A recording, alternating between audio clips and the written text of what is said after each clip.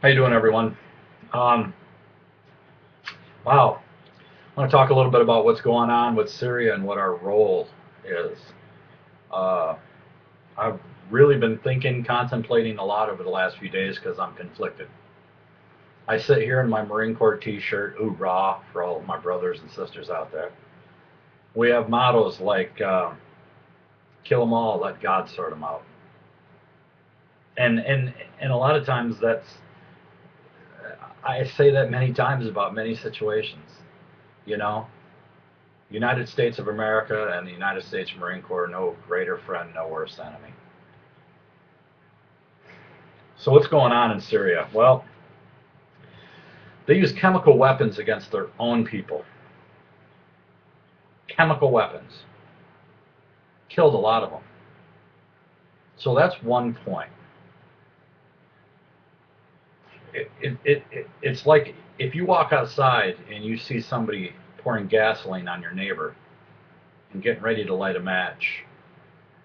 Do you sit there and watch? Do you go back inside and take a nap? Or do you do something? Normally, my response is attack. Send everything we have. We see we have a problem right now. We're spread really thin as a military. We've got military in places, I got to be honest, we probably shouldn't be. The president has said over the next couple of years he wants to eliminate 80,000 Army troops. Eliminate 80,000 Army troops. Now, I guess I can see with things like armed drones and better missile systems, that means there's less need for boots on the ground. But for the love of God, when the world hates us, why are we going to draw down our military power? But let's get into this. First off, why go into Syria? Well, we just covered that.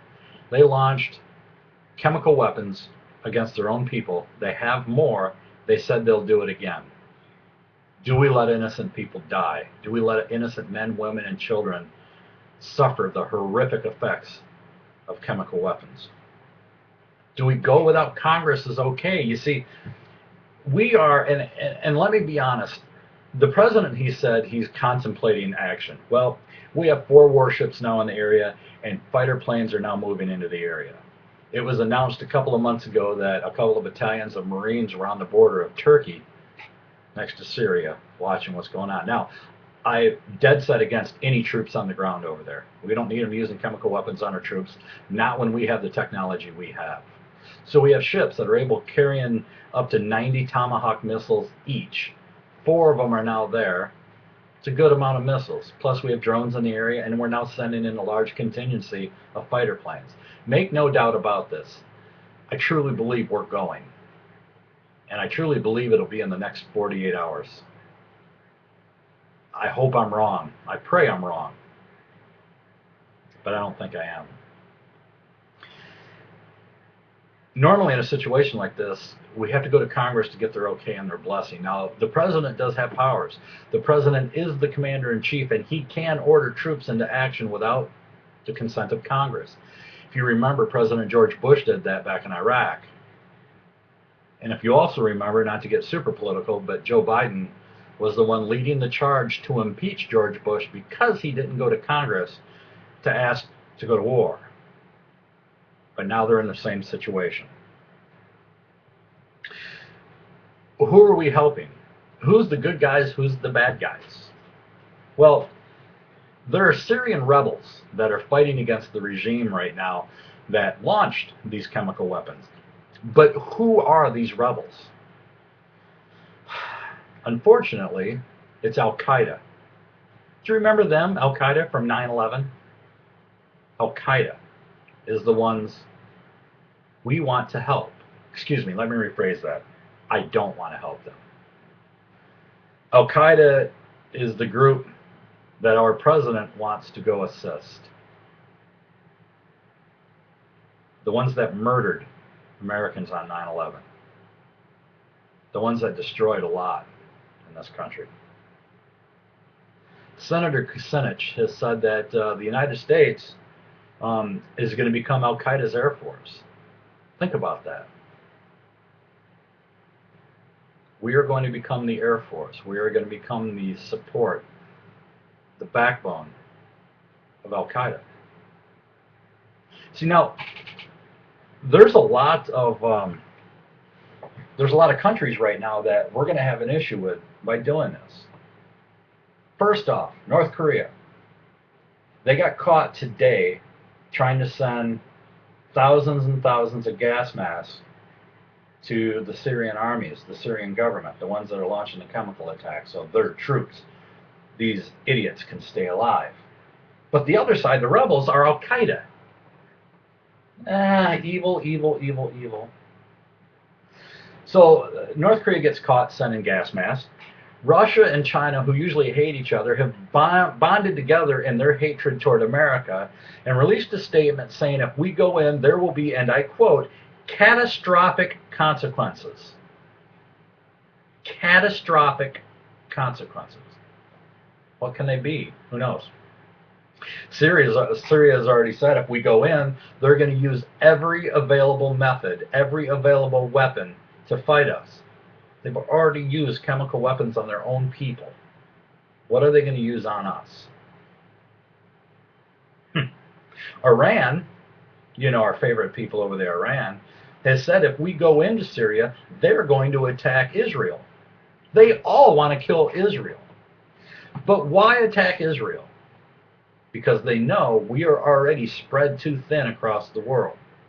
And if we have a contingency that's in Syria, and they go after Israel, we're not going to have the people to help save Israel. Now, Israel is a massively large army, air force, and in all honesty, they could take out Iran easily. But that's the problem. They go into war with Iran, the North Korea also goes after Israel like they want to. Palestine goes after Israel like they want to. Instead of one country against another, it becomes a multitude of countries against, and they can defeat Israel. Israel does have nuclear weapons, but for the love of God, who wants to use them when we see the effects that are going on with the chemical weapons right now? Our gas prices, they're saying right now, just with the threats of what's going on, you're going to see our gas prices skyrocket soon. And if this war happens, look out. You might not be able to afford to put a full tank of gas in your car for quite a long time. They've also vowed that if we go in, there will be terrorism against and possibly inside the United States and against U.S. interests around the world. We all know the terrorists have just been sitting back waiting.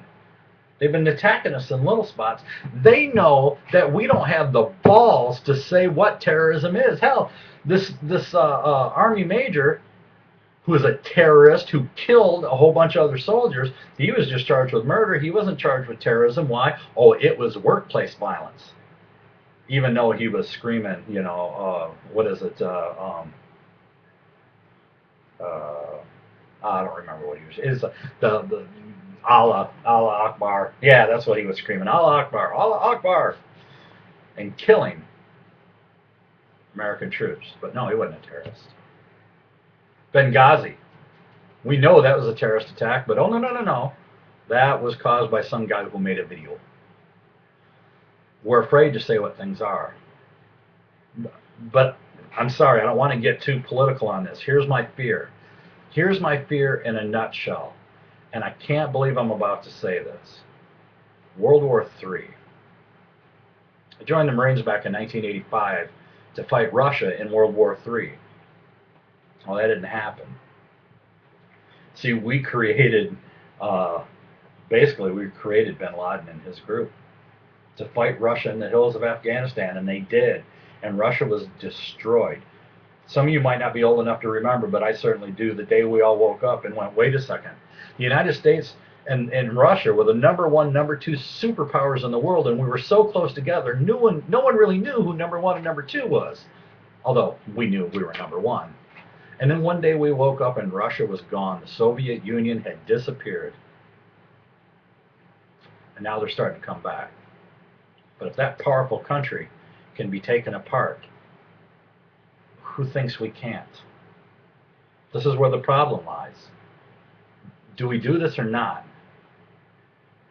If it were my choice, and I must be honest, if it were my choice, I'd pull every troop out of everywhere in the world right now and bring them home. But not to put my tail between my legs and run. I would bring them back home. I would strengthen their training. I would throw every penny we have at our military might. I would use our National Guard to seal our borders, permanently seal our borders. Not from people who want to come here legally. We're a melting pot. They get to do that. But we know terrorist groups are coming across our borders. We need to build the United States back up. We are in a dangerous position right now. Please make no bones about it. This has the potential of becoming extremely ugly. This has a potential of being the war we don't want. Because if we start there, we've got countries like Russia, North Korea, China, with the largest number of army, the largest people, the largest army. They can't, oh man, we'd have a hard time if we ever went to war with China. But we do. We have Russia, China, North Korea, Iran, Syria, all of Al-Qaeda, who apparently we're trying to help. I'm really not looking forward to the next couple of days unless we decide who knows what. Because we either have to decide to take the chance on what Russia and China said would be catastrophic consequences, or we walk away and let innocent people die. It's a tough position, ain't it? It certainly is for me. I still think in the better interest of the world, in the better interest of our own sovereignty as a nation, we need to pull back. Let somebody else fight this one for a change and try to keep our own people safe. We have enough problems here. Lord knows if my neighbor was in trouble, I'd fight to the death to help him. I'm just not sure the ends justify the means.